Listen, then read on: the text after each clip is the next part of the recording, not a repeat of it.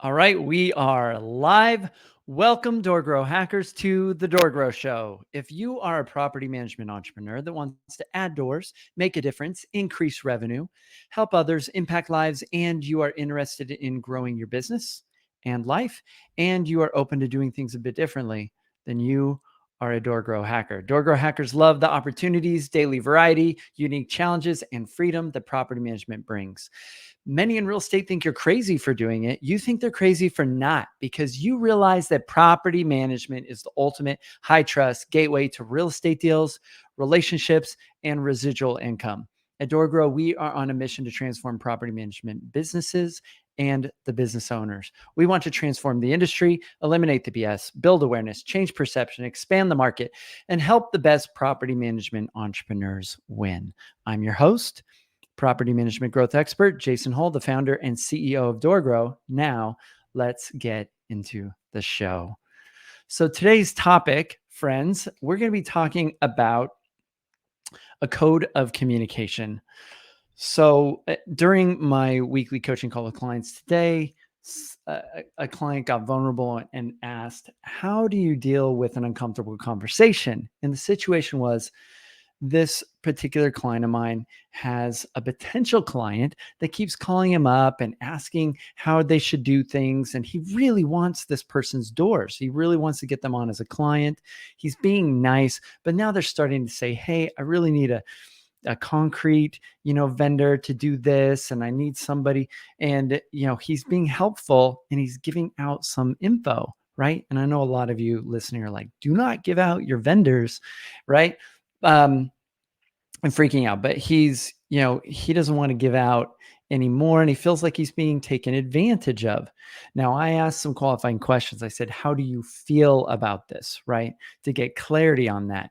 And do you feel, I'm guessing by bringing this up, that you feel taken advantage of? You feel like it's uncomfortable. And his question was, how do I have, this uncomfortable conversation? Or, how do I move them forward towards maybe becoming a client, was kind of the question. So my feedback to this, to my client, is that you need to get really honest. When we get really vulnerable and honest, it allows other people to see that we're a human being. It allows us to have much more effective communication. So what I said, as I said, rather than tell you exactly what to say, let me share with you the principles, because this is generally how I like to work. Because how he says it might be unique to him. But I said, what you need to do is practice a code. I learned this years ago from a coach named Satema Gali Jr. It was part of a coaching program that I was part of. He was my coach. He was the first person I believe he's the first person that explained this to me. I've heard lots of coaches share this idea. I'm not sure where it originally got its start. But the idea is this code of communication called real, raw, relevant, and results. This is also connected to Wake Up Warrior and Garrett J. White. That's who Satema was working for at the time. But Satema, just let me tell you about this guy, 300-pound Polynesian. Really, he played for the New England Patriots. He has a Super Bowl ring, I believe. He won a Super Bowl. He is a really big guy and really powerful speaker. And I really enjoyed working with him. And this concept I'm going to share with you is this code of communication that will improve your communication in your relationships personally. It'll improve communication, improve your communication between you and your potential clients. It helps you with challenging situations, challenging communication. This is the mode of how you should always approach communication. In general, this is a code for life. And so, and it's 4 R's, 4 R words: real, raw, relevant, and results. Okay. So let me explain this code of communication, and we'll go through each of these 4 items. But when you're communicating with somebody, the challenge is, you need to be honest. And this particular client of mine had not yet been really honest with this potential client that he was speaking with about how he was feeling and what he was experiencing. So The very first thing is you have to tell the truth, like be honest. And that's factual truth. This is the mental, logical side of things. What you say should be factual, it should be truthful in your communication with somebody. So that's step one. Just don't lie. Like if you're saying, oh, it's okay, and it's not okay, you're lying, right? So the very first thing is to honestly communicate, and that's just telling the truth. That's so the first is real. Be real. Be real with people. Just be real with people, right? Tell the truth.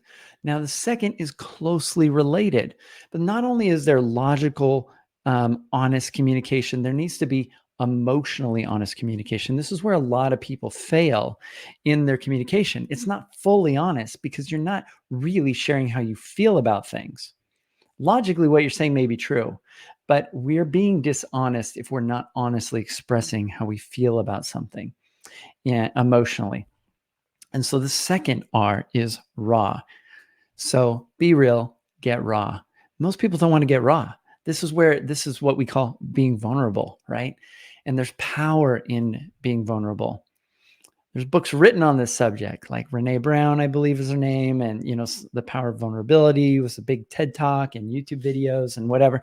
But getting vulnerable is a source of power. A lot of people see it as weakness, but the most powerful person is the person that has the confidence to get the most raw with people and to be the most emotionally honest. And it allows other people to feel safe being honest with you as well, because it's at a deeper level.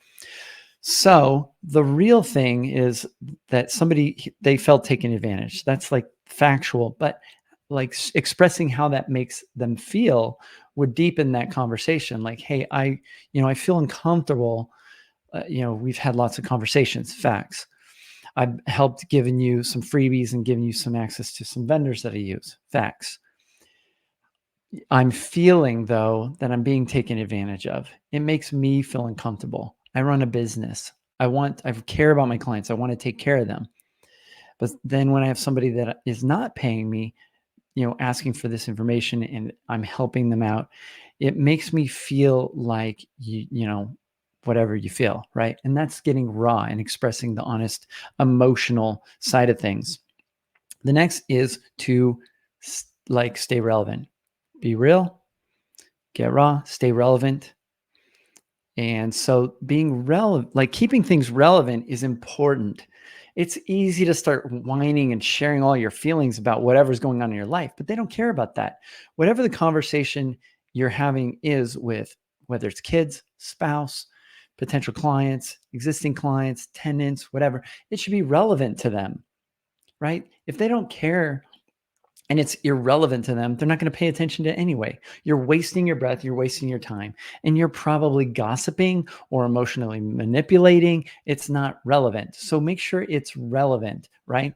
So the communication should be relevant to what the real situation is. It should be relevant to the feelings and thoughts that you're having around that thing that is you're currently talking about, not other stuff, right? It's one thing to just get really real and honest and like go up to some random person, right? Or even a potential client and say, oh yeah, how are things going? And you start blabbing your whole life story and problems to them. They don't care about that. It's not relevant, right? So make sure your communication is relevant. Now, the next is results, right? So it's real, raw, relevant results. So be real, get raw, stay relevant with a ruthless commitment to results, right? So if you are committed to results, that means you need to know what your communication targets, wants, and desires are, and you need to know what you want. You have to have that clarity. Otherwise, it's not going to be relevant. And what you want are results, right? And so if it's relevant, it's going to be focused ruthlessly on getting towards the result. What's the outcome? What is your desired outcome? This is why on my Calendly link, it always asks the question, like for appointment scheduling with me, what is your desired outcome? What's the outcome you're hoping for during this conversation? Maybe I can move you towards that, right? What is your desired outcome? If you're going into a conversation that's going to be uncomfortable, you need to be clear on what is true, what factually happened, what do you know for sure, how do you feel about that? You need to have that clarity. of how you feel. You need to know what's relevant to them and what's relevant to the conversation and what's relevant to you. And you need to know, what do you want, right? What results or outcome are you hoping for? And to honestly express, like in this instance, this example, it would be very honest and real and raw to express, so let's say this potential client was named Susie. If my client said, hey, and we're talking to this potential client, hey, Susie, I've helped you with this, I've done this, and I'm starting to honestly feel like I'm being taken advantage of in this relationship. And I want to be honest with you. My goal in being helpful in talking to you all these multiple times we've had calls is because I want to get your business. Like, I want to get you on as a client. And so I need to know, like, and that's what I want. Is that going to happen? Is that a reality? Do you see that you potentially will become a client? Or are you just taking advantage of the fact that you know that I know some of the things that you might need? And if so, then maybe we need to have a different conversation. But are you interested in becoming a client or working with me for property management, or letting me take over your units? This is expressing what you want, and that you might be able to express what Susie wants, right? You can say, Susie, what is it that you are wanting? My understanding is you want this property to be taken care of. You probably don't really want or enjoy dealing with finding contractors and dealing with these challenging and difficult situations. I would love to take that off your plate. I want to do that for you, right? That would be a much more effective communication, and it'd be far more honest, because the reality of the situation is this communication leading up to this point, this client of mine had not yet been honest with Susie, or whatever their name is, had not yet been fully honest with them, hadn't lived according to this code of communication. And everything gets better and easier if you're willing to live. And it's uncomfortable sometimes to have this communication, but it's less uncomfortable, I believe, than dealing with feeling taken advantage of, feeling misaligned internally, feeling frustrated, feeling annoyed by people. Like, honestly express. And so there's a really good book I'm listening to right now. I really love this book so far. It's called Radical Honesty. This guy is really refreshing to listen to, and I appreciate it. And it's really made me take a look. I've always prided myself on being a very honest, open person. That's always how I've wanted to run my business. It's one of the core facets is transparency that we subscribe to in our core values. That's why I created my original business, was called Open Potion, right? But we all have a built-in liar, and that's our brain. It's always trying to help us avoid pain, right? So if our brain's saying, well, it'll be an uncomfortable conversation, then our brain lies and comes up with stories around this. Like, maybe they know, or maybe I shouldn't bring this up, and maybe that'd be uncomfortable if I brought this up or said it this way. Maybe I need to be nicer or more diplomatic. And that's our brain lying. And so we have this built-in liar that is always there in the background, creating stories and filtering our perspective and our view from past pain and past history, trying to protect us from future pain, and creating more problems in our life. And so we have to confront that, and we have to deal with that and get even more honest. And so this is something that I remind myself of, and that I hope is helpful to you, is be real, get raw, stay relevant, with a ruthless commitment to results. And if you focus on this mode of communication with family members, potential clients, or anybody that you care to communicate with, you're going to have a much better result. You're more likely to get the results out of this that you want, because you're communicating honestly. You're going to create more safety. You're going to create more trust, and sales and deals happen at the speed of trust. Relationships, the foundation is trust. And this is going to help you build more relationships and improve your close rate. So I hope this has been helpful to those listening. That is all I have to share today. If you would like to have an objective perspective in your business, because you're too close to the fire, as all of us business owners are, and you want a mentor or a coach or somebody that can help you move your business forward, I would be honored and happy to help you grow your business. We have clients getting fantastic results in our mastermind program. You can check us out at DoorGrow.com and set up a call with us to learn more about our DoorGrow and Scale Mastermind, how we are helping grow and scale companies. And that is what I will leave you with today. So I hope this has been helpful to those listening. And if it has, Please give us some positive feedback on the various channels in which you're maybe listening to this, whether it's YouTube or iTunes or wherever.